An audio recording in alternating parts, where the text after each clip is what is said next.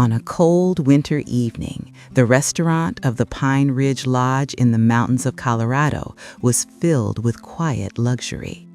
Soft lights reflected on polished wood, fireplaces crackled gently, and conversations floated through the air, all centered on business, success, and money. It was the kind of place where people spoke confidently about the future, certain that it belonged to them. Near the wide windows sat two influential men. Richard Coleman was known for his bold decisions and sharp confidence. He spoke loudly, laughed easily, and carried himself like someone used to winning. Across from him sat Thomas Reed, calmer and more reserved, a man who preferred listening over boasting. They were celebrating another major deal, numbers so large they no longer felt real. While they discussed profits and expansions, a small figure moved quietly between the tables. Her name was Emily. She was 7 years old, with dark hair tied into two simple braids and wearing a modest dress that had seen better days. Emily was helping her mother, Sarah, who worked long hours at the lodge, cleaning tables and preparing the dining area. Emily was not an employee. No one asked her to help. She chose to. She placed napkins carefully, carried glasses of water, and collected empty plates with focus and care. Most guests barely noticed her. To them, she was just a child passing through. Sarah watched her daughter from a distance, worry always close to her heart. She feared complaints, judgment, or harsh words from guests who might not understand. But every evening, Emily insisted on helping. She said her father taught her that contributing, even in small ways, mattered. Emily's father was no longer alive. He had passed away a few years earlier, leaving behind old notebooks, quiet memories, and lessons spoken gently at bedtime. He worked as a bookkeeper and loved explaining the world in simple terms. He never spoke down to his daughter. He believed understanding grows when respect comes first. That night, Emily approached Richard and Thomas's table, carrying a water pitcher nearly as tall as her arm. She focused hard, determined not to spill a drop. Richard noticed her effort and smirked. To him, it seemed amusing. He leaned back in his chair and spoke loudly enough for nearby tables to hear. He asked, half joking, if the little girl also gave financial advice. He said that men with millions could surely use guidance from someone her size. A few people laughed. Thomas smiled politely, unsure. Sarah felt her chest tighten across the room. Emily stopped. She looked up at Richard. She did not laugh. She did not shrink away. Her eyes were calm, thoughtful. She took a breath, the same way she did before answering serious questions at home. In that quiet moment, something shifted.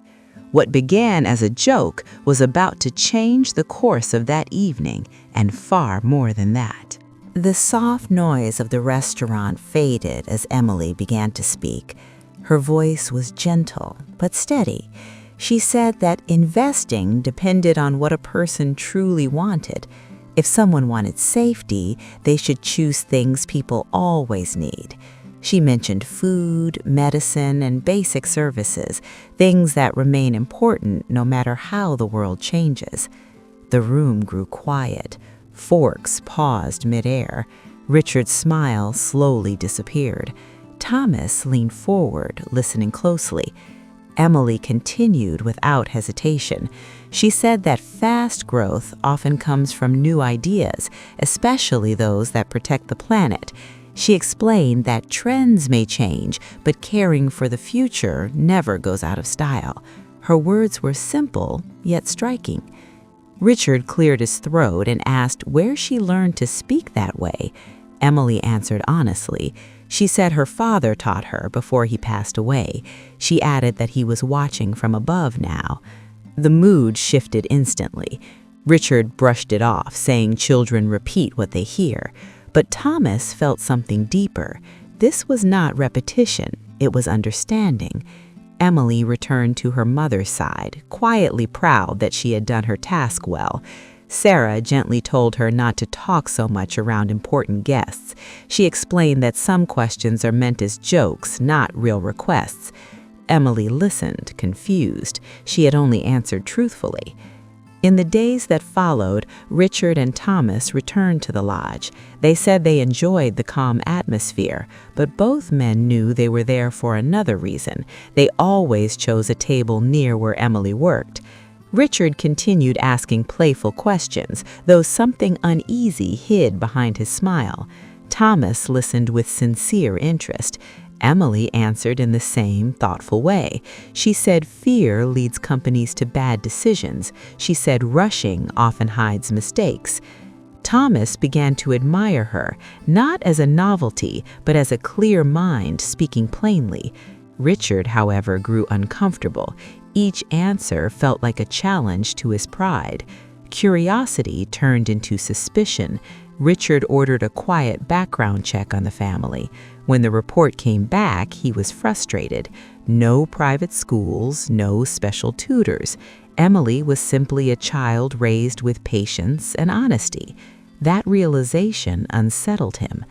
At night, in their small apartment, Emily read through her father's old notebooks, pages filled with simple explanations and careful notes. Sarah watched from the doorway, torn between pride and worry.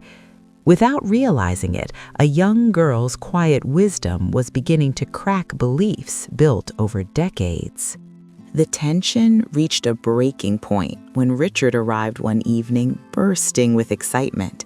He spoke quickly, almost breathless, about a new international project.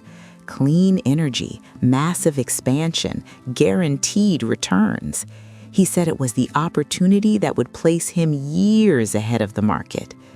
Thomas listened carefully, but unease settled in his chest. There was something reckless in Richard's tone, too much certainty, too much speed. Experience had taught Thomas that urgency often hides danger. That same night, Emily approached their table with the water pitcher. Richard stopped joking. His voice grew serious. He asked her if investing enormous amounts of money into something so new was wise. Emily paused. She always paused before answering. Then she said that promises are easy to make, that beautiful words do not hold buildings upright. She said that when everyone runs in the same direction, no one checks if the ground is solid. Richard laughed, sharp and defensive. He replied that risk is necessary for greatness. Emily answered calmly that risk without reflection often leads to loss. Thomas felt his heart tighten. Her words mirrored his deepest doubts. Richard, however, felt challenged. His pride flared. He raised his voice and said he had not built his success by listening to a child. Emily lowered her eyes. Sarah watched from across the room, pain written on her face. The air turned heavy. The warmth of the restaurant faded into discomfort. Days later, the news spread quickly. Richard had invested nearly everything into the project. Thomas hesitated until the final moment. Emily's voice echoed in his mind. He stepped back. He did not sign. Then the collapse came. The company behind the project was exposed as fraudulent. False documents, empty promises. Investors panicked. Richard's fortune vanished in a matter of days. So did his reputation. Furious and humiliated, Richard returned to the lodge. He shouted. He accused staff members. Then his anger found a target. He pointed at Emily. He said she confused him. He said a child had no place speaking about serious matters. Thomas stepped in immediately. He said she had warned him. He said the decision was Richard's alone. The room fell silent.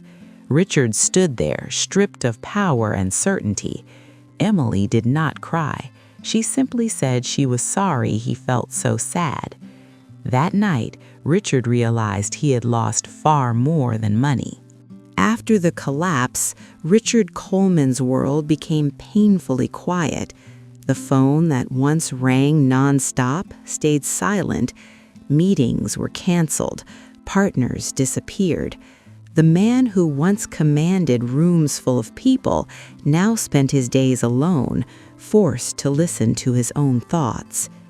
At first, anger consumed him. He blamed the market. He blamed dishonest partners. He blamed bad timing.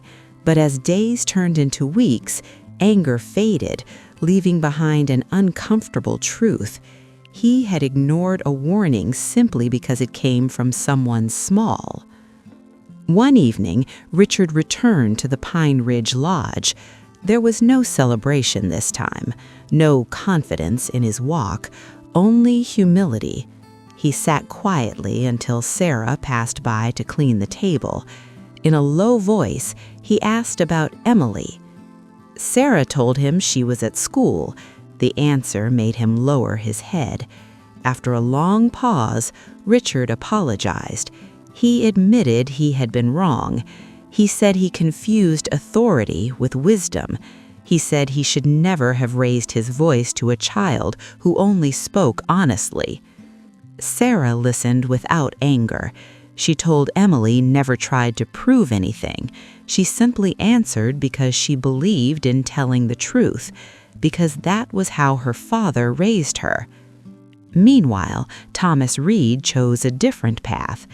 Deeply affected by what he had witnessed, he launched an educational program for children from modest backgrounds, a place where curiosity was respected, where ideas were not dismissed because of age, where listening mattered as much as speaking.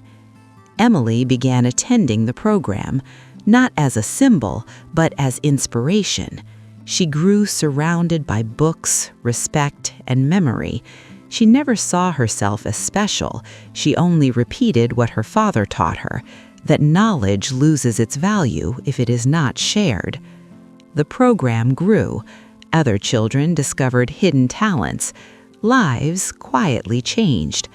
Thomas often said it all began with a small girl, a water pitcher, and an honest answer. Richard watched from a distance. He did not seek recognition. He learned, slowly and painfully, that true strength includes listening, that wisdom does not care about age, status, or appearance.